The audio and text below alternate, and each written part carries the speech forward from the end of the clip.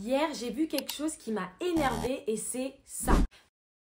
Mais comme la Bible dit, mettez-vous en colère, mais ne péchez pas, Éphésiens 4, verset 26, j'ai décidé de, un peu comme on prend le pétrole et on en fait de l'essence, de prendre ma colère et d'en faire quelque chose de bon, quelque chose de bien. Une vidéo YouTube éducative. Mais revenons à cette chose qui m'a énervée. Après, énervée, c'est un grand mot, hein, j'exagère un peu. Mais en tout cas, c'est une chose qui m'a fait lever les yeux au ciel et souffler. Je suis tombée sur une vidéo TikTok d'un couple qui disait la grâce que Dieu nous a fait de s'être mariés à 19 ans. Alors, jusque-là, pas de souci, hein, on est bien d'accord. Je suis tout à fait pour le fait de normaliser, de se marier jeune plutôt que de normaliser la sexualité débridée et le copinage. Donc jusque-là, tout va bien. Mais c'est par la suite que les choses se corsent. Je suis allée dans les commentaires et il y a une jeune femme qui a écrit « Je vais bientôt avoir 19 ans. S'il vous plaît, dites-moi comment vous avez fait. » Et la fille du TikTok répond « C'est pas nous qui avons fait, c'est Dieu. » J'en ai marre que des jeunes filles chrétiennes cherchent des conseils concrets sur le couple, sur le mariage et que les couples mariés, qui devraient être les interlocuteurs privilégiés pour répondre à ces questionnements, leur donnent des réponses abstraites, floues et faussement spirituelles. Dieu est souverain, bien sûr, on le sait, mais ça n'enlève pas la responsabilité de l'homme. Dieu fait sa part dans notre couple, dans le cheminement vers le mariage, mais l'être humain a aussi sa part à jouer. On a mis la main à la pâte et c'est ça que les gens veulent savoir. Le concret, le pratique, l'applicable. Donc j'ai décidé, pour bien commencer 2025, de vous sortir en ce mois de l'amour, une série qui vous expliquera comment je me suis préparée pour de vrai au mariage. Pour celles qui ne me connaissent pas, hi, je m'appelle Elikia, j'ai 23 ans, je me suis mariée il y a 3 ans, donc j'avais 20 ans. Un homme qui avait aussi 20 ans, voilà, la Gen Z, les 2002 se marient. Et ça n'a pas du tout été le fruit du hasard, notre mariage, on n'a pas juste prié et hop, on s'est marié jeune. Ça a été tout un cheminement et j'en parle très régulièrement sur mon compte Instagram, Elikia TV. J'ai même écrit un livre d'ailleurs sur les sujets qui s'appelle « Ces questions à lui poser avant de se mettre en couple ». Et j'y raconte notamment que j'ai commencé à me préparer au mariage dès le lycée, vers l'âge de 15-16 ans. Et d'ailleurs, c'était même pas trop tôt parce que j'ai rencontré mon mari 1 an plus tard quand j'avais 17 ans. Donc ensemble, on va replonger 7 ans en arrière et décortiquer les différents steps dans ma préparation au mariage qui m'ont mené à l'homme de ma vie et aujourd'hui à 3 ans de mariage. J'espère vraiment que cette série vous plaira et que vous en ressortirez avec des tips concrets, applicables dans votre propre vie. Aujourd'hui, on va parler des garçons. Je vais vous dire des choses que j'ai jamais dit, que ce soit sur mon compte Instagram ou ici sur YouTube. Il me semble que j'en ai jamais parlé, mais je pense que c'est vraiment le commencement de tout mon cheminement, donc c'est important qu'aujourd'hui je libère la parole par rapport à ça. Alors let's go pour la thématique du jour. La première chose que j'ai fait pour me préparer au mariage, et je sais que ça va en surprendre plus d'une, mais c'est que j'ai limité au maximum mes interactions, mes amitiés avec les garçons au lycée. Commencez pas à lever les yeux au ciel, à souffler. I see you. Je vais tout vous expliquer. Remettons les choses dans leur contexte déjà. J'ai commencé à me préparer au mariage dans ma première année de lycée, donc j'étais en seconde, j'avais 15-16 ans. Et dès que je suis rentrée au lycée, j'ai vraiment senti qu'il y avait une ambiance différente entre les filles et les garçons. Alors bien sûr, quand j'étais au collège, il y avait déjà un peu des histoires d'amour, des gens qui sortaient ensemble. Mais là, c'était un mood, une énergie complètement différente. Et avec le recul, je pense que c'est parce que il y avait plus de tension sexuelle. Ça s'explique évidemment par des facteurs biologiques et hormonaux. L'adolescence, c'est une période avec un chamboulement hormonal intense. Par exemple, chez les garçons, la testostérone, elle augmente énormément, ce qui favorise l'accentuation du désir sexuel. Et selon les études sur la sexualité des jeunes, l'âge moyen du premier rapport sexuel tourne autour de l'âge de 17 ans. Donc on est en plein dedans là. J'ai dit on avait 15-16 ans, 17 ans, c'est là juste après. On était en plein dedans. Et puisque l'âge du premier rapport sexuel est dans les années lycée, forcément dans les années lycée, les interactions, elles sont beaucoup plus basées sur le désir et l'attirance. Et ça, en fait, je le ressentais énormément. Donc en seconde, j'entendais pas encore parler des histoires de un tel a couché avec une telle a couché avec un tel. Mais par contre, ce qu'il y avait en seconde, c'est énormément de flirts. Et en fait, ça m'a marqué pour deux raisons. Ça m'a marqué de un parce que même des camarades qui de base ne rentraient pas dans les codes de beauté de la société, en tout cas de mon lycée, même elles étaient impliquées dans des histoires de flirt. Et de deux, même les filles qui au collège semblaient plutôt intello, intéressées seulement par le fait d'avoir des bonnes notes et de voir leurs copines, même elles étaient dans les histoires de flirt. C'est comme si en rentrant au lycée, c'était devenu un prérequis en fait, d'être en flirt avec quelqu'un.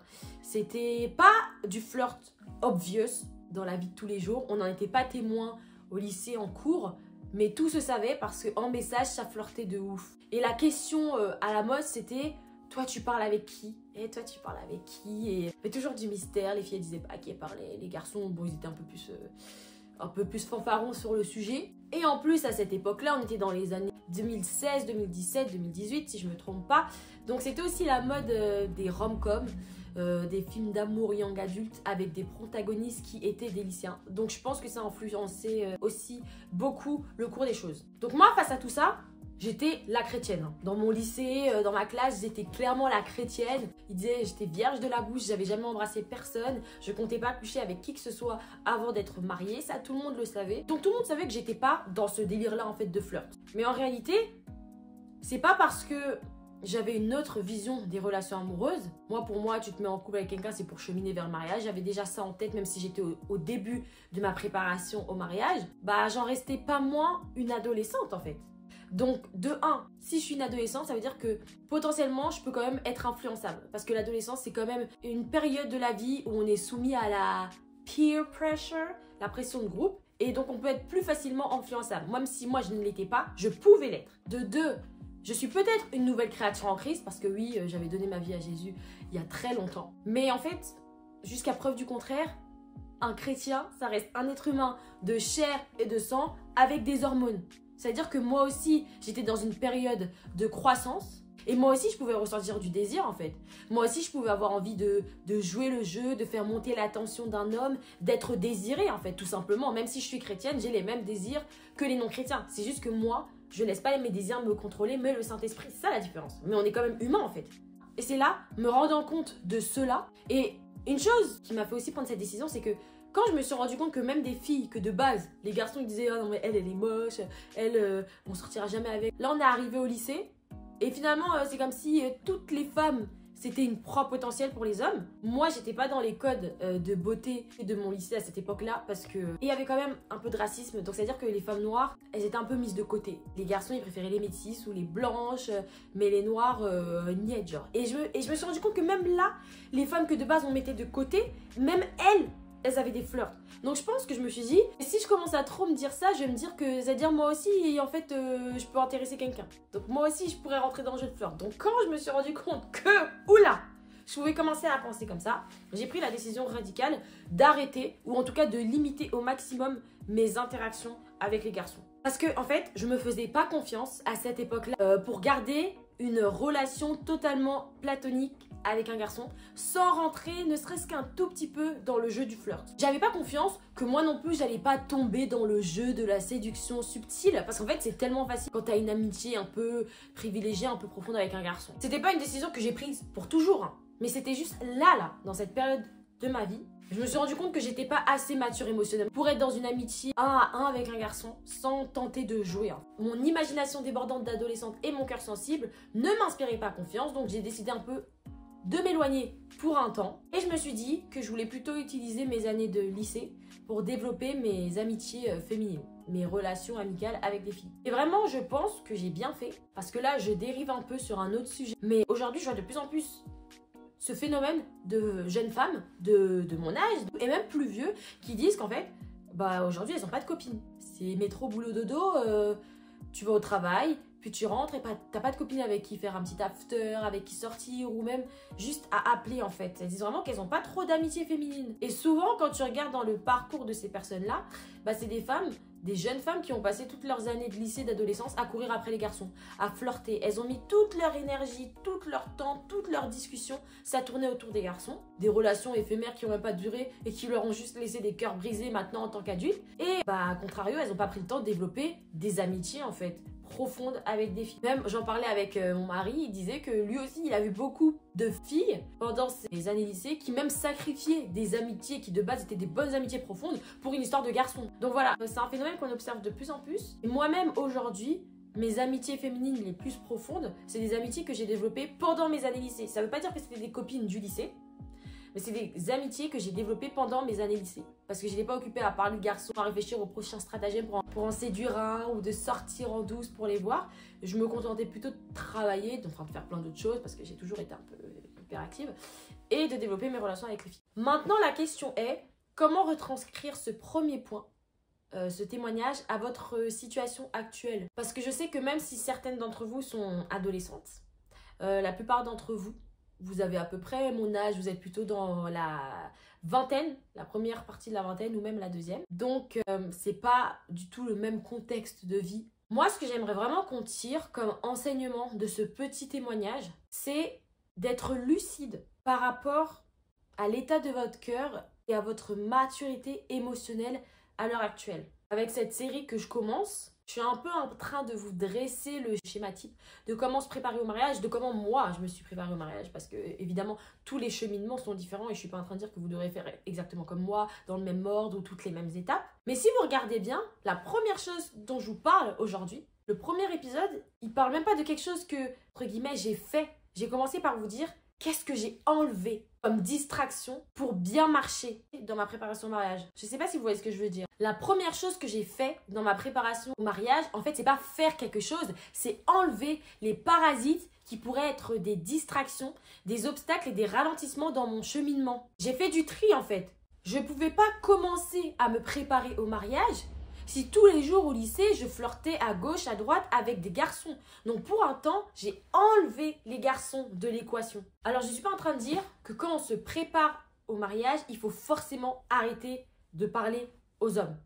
Mais par contre, ce que je suis en train de dire, c'est que si vous voyez qu'il y a des choses qui peuvent être des distractions dans votre préparation au mariage, ayez le courage de les couper, au moins pour un temps. Parce que sinon, une préparation au mariage qui aurait pu durer 6 mois, elle va durer 5 ans en fait. Et je pense pas que c'est forcément ce que vous voulez. Je sais pas, par exemple, si vous voyez que vous avez une amitié très fusionnelle avec un homme qui frôle les limites presque de l'amour, mais que vous savez aussi que à l'heure actuelle, vous n'êtes pas du tout prête émotionnellement pour vous mettre en couple, bah back it off.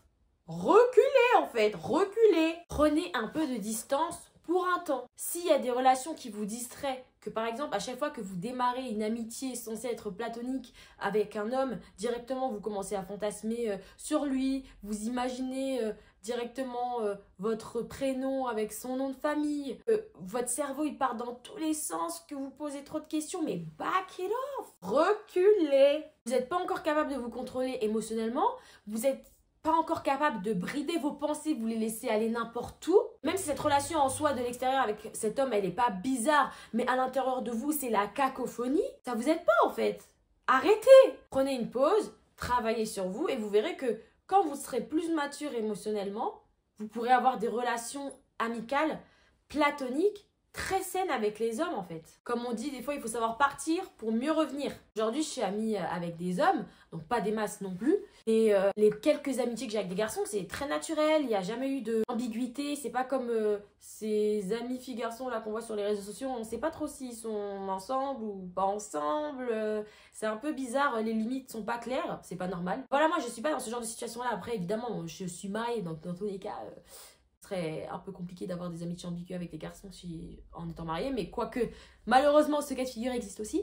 Mais même avant de me marier, ce que je veux dire c'est que je réussissais de nouveau à avoir des relations saines avec les hommes en fait, des relations amicales tout à fait normales. Et bien sûr les amitiés avec les hommes doivent toujours avoir des limites parce que ça reste le sexe opposé, mais c'est enrichissant d'avoir des amis garçons quand on sait avoir des amitiés normales. Donc voilà, c'est juste prenez le temps de regarder si dans vos vies il n'y a pas là des relations qui peuvent plus être des boulons à vos pieds dans le cheminement au mariage. Et réfléchissez à peut-être les couper pour un temps. Parce que peut-être qu'aujourd'hui, vous avez tout simplement pas les épaules pour porter ces relations-là de manière saine. Vous avez besoin de partir, grandir un petit peu. Et ensuite, vous pourrez revenir et avoir des amitiés tout à fait respectables. Donc voilà, bref, je m'arrête là pour ce premier tips. J'espère vraiment qu'il vous aura apporté une piste de réflexion. Et encore une fois, je le répète, tous les chemins sont différents. Et je dis ça sincèrement, je suis simplement là pour vous montrer une façon de faire qui peut vous faire réfléchir à votre propre façon de faire. Mais le but, c'est que vous adaptiez à votre sauce, à qui vous êtes. Donc voilà, c'est fini pour aujourd'hui. Donc à très vite les copines. Sachez que je vous aime très fort, que vous avez beaucoup de valeur, que votre envie de mariage, c'est pas quelque chose dont vous devez avoir honte. Elle est tout à fait légitime. C'est une bonne envie du moment que ça ne devient pas une idole. Et vraiment, vous méritez de vrais conseils pour vous aider à vous préparer pratiquement pour le mariage. Donc on se revoit très très vite pour la prochaine vidéo. Bisous!